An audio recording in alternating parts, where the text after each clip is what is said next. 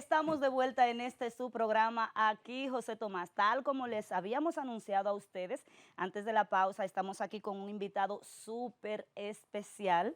Él es economista y un señor también que ha desempeñado varios cargos en el sector público en lo que tiene que ver con el área de economía y finanzas.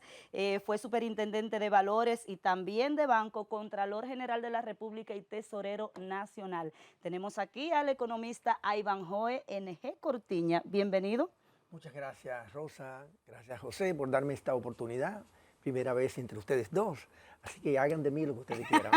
A usted damos las gracias por acompañarnos este sábado 3, ya es sábado 3 de mayo, nos sentimos altamente complacidos con que nos acompañe y también sabemos que los amables televidentes se van a sentir muy contentos con tenerlo aquí. Vamos a analizar un poquito la situación económica nacional. Hace varios meses estábamos un poquito preocupados por el deslizamiento en la tasa de cambio del dólar.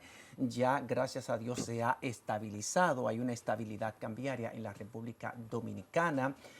La República Dominicana sigue manteniendo estabilidad en el crecimiento económico. ¿Nos mantendríamos así en el futuro inmediato? ¿Terminaríamos el año 2025 con el crecimiento que ha proyectado el Banco Central por el orden del 5%, que también lo establece el Fondo Monetario Internacional, aunque la Comisión Económica para América Latina es un poquito más reservada y plantea algo más de un 4%? Fíjate, José, a mí me parece interesante que el Banco Central haya logrado detener el alza sistemática que había estado mostrando el tipo de cambio del peso respecto al dólar en los primeros meses del año 2025. Sin embargo, tal vez con lo que no estoy muy contento es con que el peso dominicano se haya apreciado casi en la misma magnitud con la que se estuvo depreciando, pero en menor tiempo. ¿Por qué me preocupa? Porque una apreciación del peso más allá de lo que el programa monetario, el presupuesto nacional tenía concebido acerca del tipo de cambio, la tasa de cambio del peso dominicano respecto al dólar, puede fomentar varias cosas. Una de ellas, fomentar el consumo de bienes importados. Y el fomentar el consumo de bienes importados significa e implica mayor salida de divisas, porque los bienes importados se adquieren con moneda fuerte, con dólar. Ese es un efecto negativo que pudiera tener una apreciación tan acelerada del peso como ya he indicado. La segunda es que pudiera estar afectando al sector exportador, que genera divisas. Es uno de los sectores principales de la economía dominicana, de los 4 que hay, que más divisas genera al país.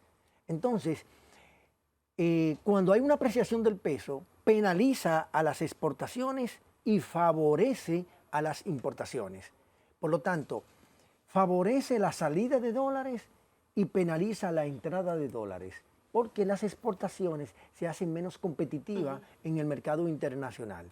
Y si usted a eso le agrega que la administración norteamericana recientemente dispuso de una colocación de un 10% de aranceles a nuestras exportaciones, pues obviamente son dos malas noticias para el sector exportador dominicano.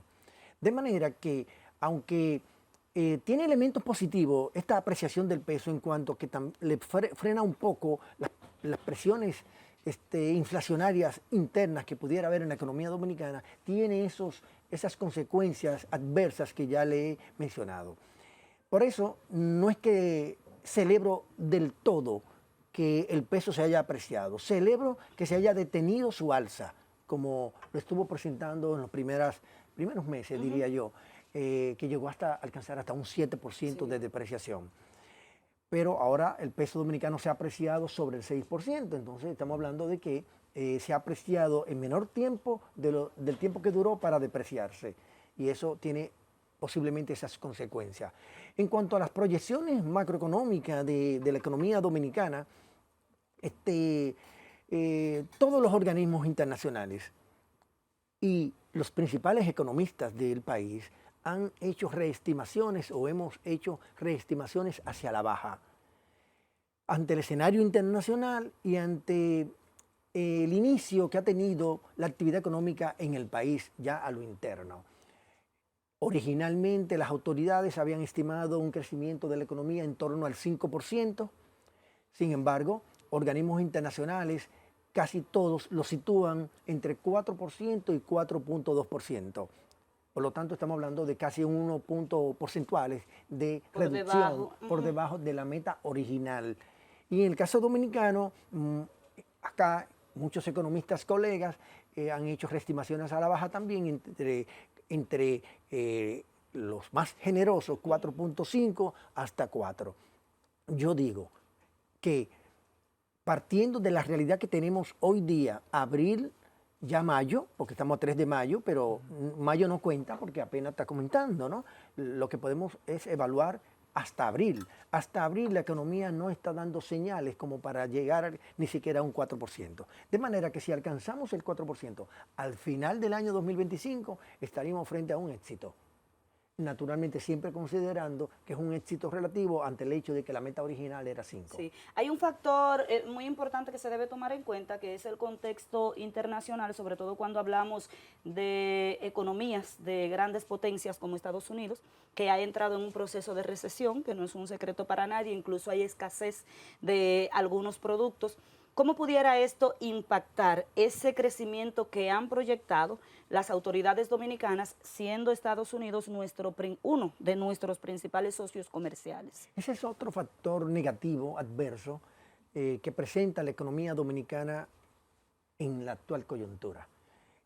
La economía estadounidense decreció en 0.3% en el primer trimestre de este año. Una muy mala noticia para ellos y para nosotros, puesto que ellos son el principal socio comercial que tiene el país.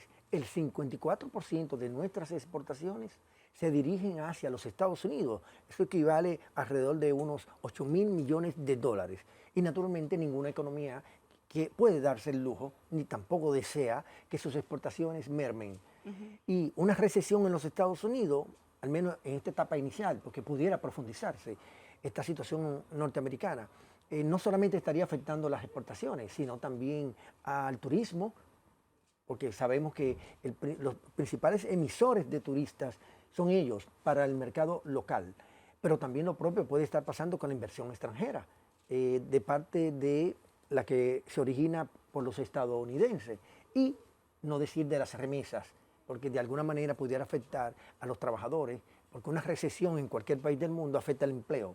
Y no podemos decir aquí que solamente va a afectar a los mexicanos o a los salvadoreños o al propio norteamericano, sino que afectaría a todos. Hay una amplia comunidad dominicana que vive en Estados Unidos y el envío de remesas representa un crecimiento, un impulso importante para el crecimiento económico, de acuerdo a lo que reporta el Banco Central, que las remesas han ido creciendo cada año, o sea que sí pudiéramos entonces vernos afectados en ese sentido. Definitivamente que sí. Terminamos el 2024 con alrededor de 12.000 millones de dólares, ¿verdad? En remesas. No, alrededor de 11.000. 11.000, alrededor de 11.000, pero sí. Eso es mucho como quiera. No, por supuesto, y qué bueno que la generosidad de nuestra diáspora, por diversas razones que la motivan, envían esa cantidad de recursos.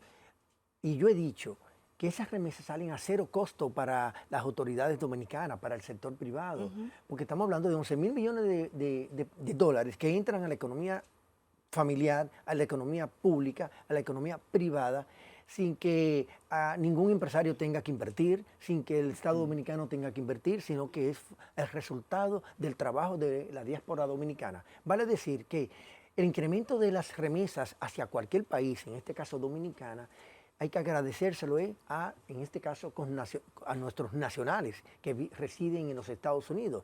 No podemos atribuírselo al éxito de una política pública, más bien tenemos que atribuírselo a un desfase, a un fracaso de las políticas públicas locales. Y yo estoy hablando ya no solamente de este año, de este sino gobierno, que le toca a todos un poco. O sea, esa necesidad que impulsa al dominicano a emigrar, como esa falta de oportunidades. Pero el dominicano es tan fiel a su país, a su cultura, que el dominicano se va, pero no con la idea de quedarse allá. Y fíjate que lo que va ganando allá, lo manda para acá, invierte aquí, le compra la casa a la mamá, le arregla la casa a la mamá, hace una casa propia y el sueño de todo dominicano que se va a Estados Unidos es volver a su país a disfrutar de esas ganancias que obtuvo fuera. Sí, aunque yo creo que no es un fenómeno solo local, lo propio acontece con las remesas de El Salvador, de Guatemala, de México, de Colombia, de los países que tienen una gran diáspora en los Estados Unidos.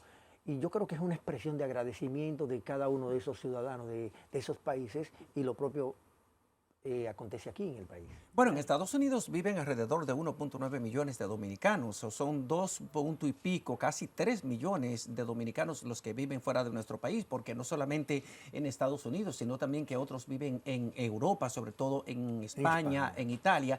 Pero yo tenía, por ejemplo, me sorprendí el otro día con un dato que recibí, y es que me dice, por ejemplo, que las remesas desde Haití hacia la República Dominicana están por encima de las que vienen de Italia, que yo pensaba que era lo contrario. Así es. ¿Y por qué? Bueno, porque hay muchos ciudadanos haitianos, nacionales haitianos, que estudian en universidades dominicanas, que estudian en colegios dominicanos y reciben dotación monetaria de sus familiares con un nivel de frecuencia alto. Penosamente ya el Banco Central no publica las estadísticas de las remesas por países, tanto del país receptor como del país emisor. Como país receptor, en forma agregada aparece, pero no aparece el origen de esas remesas. Y qué pena que lo hayan desmontado, porque antes sí se hacía y podíamos ver, podíamos monitorear no solamente el caso de las remesas de Italia o de Haití, sino de cualquier otro país del mundo. Bueno, nosotros tuvimos 6 décadas de crecimiento permanente en la República Dominicana. Sin embargo, la gran deuda social acumulada es que ese crecimiento económico no se ha traducido en bienestar y progreso para las grandes mayorías. Cuando regresemos de la pausa, vamos a ver con este economista que es un verdadero cerebro, ¿qué posibilidades hay de que saldemos poco a poco esa deuda social acumulada, de emparejar el crecimiento económico con el bienestar de los más desfavorecidos? Quédese ahí con nosotros, en breve regresamos.